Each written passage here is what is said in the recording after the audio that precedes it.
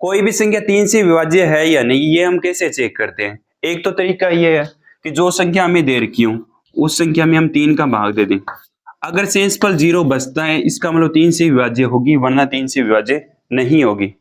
दूसरा तरीका है 3 की विभाज्यता का नियम, जिसमें हम अंकों का जोड़ करते हैं। अगर अंकों के जोड़ में 3 का भाग जा रहा है तो संख्या में भी 3 का भाग जाएगा, और अंकों के जोड़ में 3 का भाग नहीं जा रहा है इसका मतलब संख्या में 3 का भाग नहीं जाएगा। जैसे हम देखें 6571 में अंकों का जोड़ 1 और 7 8, 8 और 5 13, 13 और 6 होता है 19।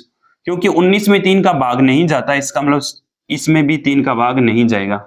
ऐसे नीचे वाले में देखें 2 और 3 होता है 5, 5 और 8 13, 13 और 5 18, 18 में 3 का पूरा पूरा भाग जाता है, इसका मतलब इस संख्या में 3 का भाग जाएगा। अब ये तो आपको बचपन से पता है 3 की विभाज्यता का नियम, लेकिन इसके पीछे लॉजिक क्या है वो हम जानने की कोशिश करते हैं। मान लेते हैं कोई 2 अंकों की संख्या है ए बी। इस संख्या को जब हम विस्तारित रूप में लिखेंगे तो हम ऐसा लिख सकते हैं 10a प्लस में b। मैं अगर इस 10a को तोड़ता हूं तो इसे लिखूंगा 9a प्लस में a प्लस में b। आपको ये दिख रहा है कि 9a में तो 3 का पूरा पूरा भाग जाएगा।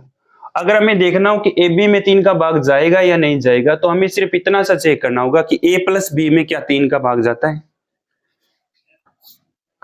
ऐसे मैं अगर 3 अंकों की संख्या लेता हूं, लिखूं a b c, तो इसे मैं लिख सकता हूं 100a प्लस में 10b प्लस में c। 100a को मैं तोड़ूंगा तो लिखूंगा 99a प्लस में a। ऐसे 10b को मैं तोड़ता हूं तो इसे लिखूंगा 9b प्लस में b, और c को हम क्या लिखेंगे, c लिखेंगे। आपको ये दिख रहा है 99a प्लस में 9b में 3 का पूरा पूरा भाग जाता है।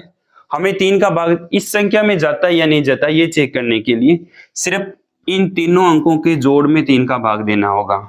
तो अब आपको अच्छे से समझ में आ गया होगा कि 3 की विभाज्यता के नियम के पीछे लॉजिक क्या है।